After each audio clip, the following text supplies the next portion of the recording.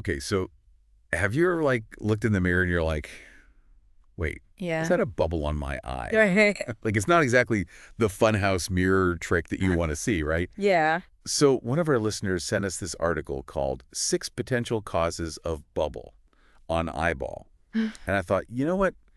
That is something that would send me on a frantic Google search. Yeah. And it's something that we should probably deep dive into because, who doesn't love a good eyeball bubble? So No. we're going to do that today. We're going to figure out what causes these eyeball bubbles. Are they something to be concerned about, or are they just kind of like, hey? Yeah.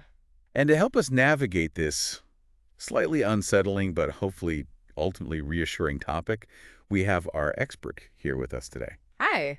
So I'm really glad that you're here to talk us off the ledge Yep. about eyeball bubbles. Well, they're definitely one of those things where, like, knowledge is power. A lot of times they're harmless, but of course, sometimes they're not. And it's really hard to tell the difference. And so what we want to do today is give people the information so they know, okay, this is something I can just kind of wait and see what happens. And this is something that maybe I should get checked out. Exactly. So when do we need to actually be concerned about a little bubble on the eye? Yes, absolutely. Yeah. Okay, so the article starts off with two conditions that sound like they belong more in, Game of Thrones and on our eyeballs. Yeah. But we're talking about pterygium and pinguecula. Right. And they are words that once you hear them, you don't forget them. Yeah. But they're actually pretty common. And a lot of times it's directly tied to sunlight. Okay, so that explains the whole, surfer's eye nickname for pterygium, I guess. Yeah. But what is actually going on with these growths? So the conjunctiva, that's that clear membrane that covers the white part of your eye. Right. Think of that kind of like your skin. And just like with your skin, when it's exposed to a lot of UV light over time, it can start to thicken and grow. And in the case of pterygium, it can actually start to grow over the cornea, which is the clear front part of your eye. And is that when it becomes a problem for your vision? Exactly. It's kind of like if you imagine like a curtain slowly being drawn over your eye. Oh, With wow. pinguecula, it's similar, but the growth tends to be more yellowish and it stays more on the white part of the eye, Right. at least at first. Yeah, the article mentions that it can sometimes turn into pterygium, though. Right. Is that a common thing? It's not a given, but it can happen. And that's why wearing sunglasses even on cloudy days is so important. Right. Because it's really about protecting your eyes from that UV damage, which, as you can see, can have some real consequences. Yeah, for sure. So those are two of the causes. What about these conjunctival cysts? They're like these fluid-filled sacs. I'm picturing it like on the eye. Yeah, that's a pretty accurate description. Okay. And they're usually harmless, and a lot of times they'll go away on their own. Okay. And then you've got these limbal dermoids, which are even more wild. Yeah, as you see, those sound a lot more intense. Yeah. And they're present at birth. That's what's crazy to me. What's going on there?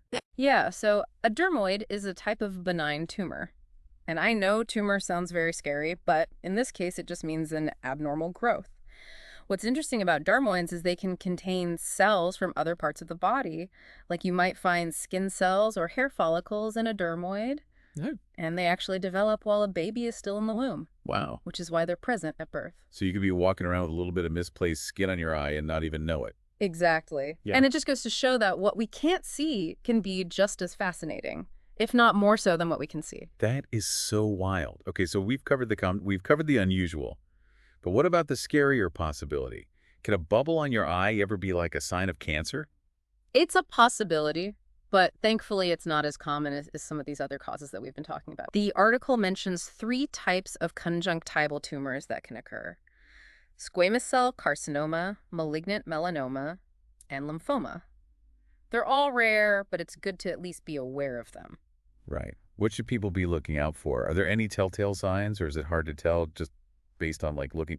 That's where things get a little tricky. Unfortunately, it's not always easy to self-diagnose based on appearance alone. Right. But a few things that should raise a red flag would be any change in the color, size, or shape of a growth, any pain discharge or changes in your vision. Those are all definitely signs that you should get checked out by a doctor. Okay, so let's say you do notice something a little weird going on with your eye. Yeah. You mentioned seeing a doctor.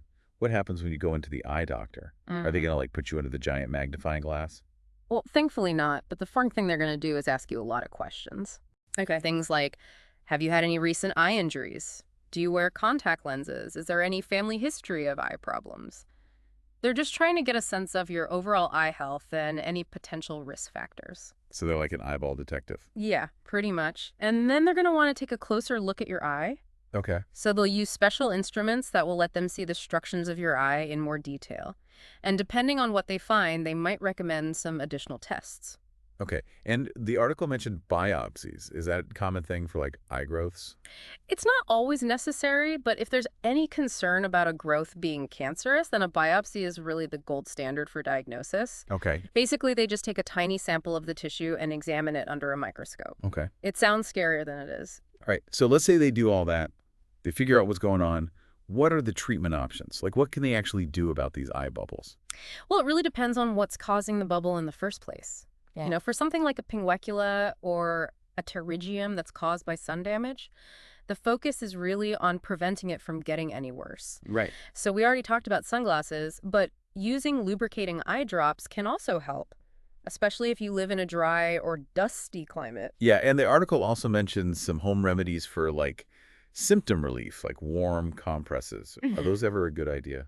Warm compresses can definitely be soothing, Yeah. especially for things like dry eyes or minor irritation. Yeah. But it's really important to remember that you're not treating the underlying cause with a warm compress. It's kind of like if you had a splinter. You could soak your finger in warm water and it might feel better temporarily, Yeah. but you still need to get that splinter out. That's a great analogy. Yeah. So yeah, home remedies maybe for a little bit of comfort, but professional treatment to actually fix the problem. Exactly. And that treatment could be anything from prescription eye drops to surgery, depending on, the specific condition and how severe it is. And then for cancerous growths, of course, chemotherapy or radiation might be necessary. Okay, so really the takeaway here is even though most eye bubbles are totally harmless, anything unusual is worth getting checked out, just to be safe. Absolutely. When it comes to your vision, it's always better to be safe than sorry. Early detection is key, and your eye doctor is your best advocate for making sure that those peepers stay healthy. Love it. Well, this has been a fascinating, if slightly unnerving, deep dive into the world of eye bubbles. So thank you so much for being here and talking us through it. Happy to be. And for everyone listening, if you want to learn even more about the amazing world of the human eye, which honestly, who doesn't? We've included a link to a video podcast in the show notes. So definitely check that out. And until next time, keep those questions coming. And we'll keep diving deep into the depths of knowledge together.